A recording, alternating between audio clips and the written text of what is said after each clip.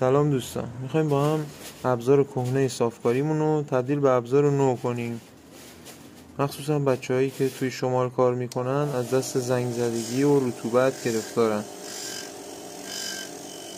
خب اول با یه اسکاچ سنباده زبر شروع میکنیم به پرداخت کردن. از یه سمت کار ردیف و منظم شروع میکنید که همه جای کار یک دست سنباده کاری بشه.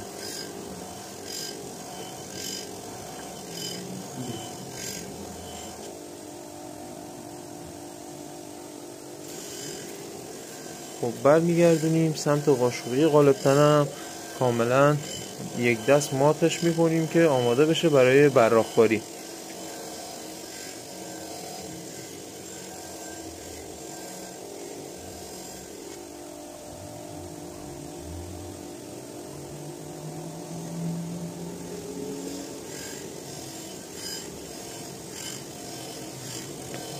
با دقت این کار رو انجام بدید که همه جای کار یک دست سنباده کاری بشه، وگرنه اگه یه جا بمونید ممکنه قالب تنه رو خراب کنید و موج بندازید.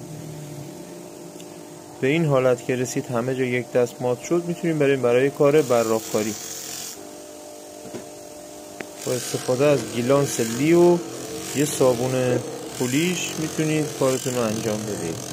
دوباره این قسمت هم منظم و ردیف از یه سمت شروع کنید و یه سمت تموم کنید.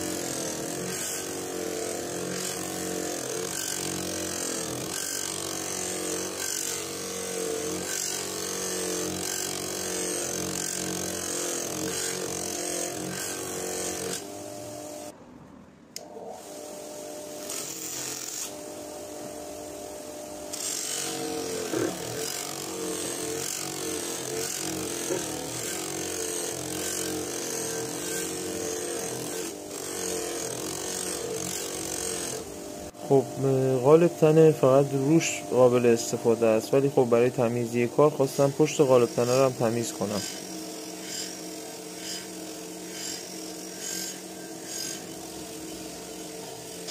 تمام مراحل رو پشت قالب تنه به همون دقت و نظم و ترتیب ادامه میدیم.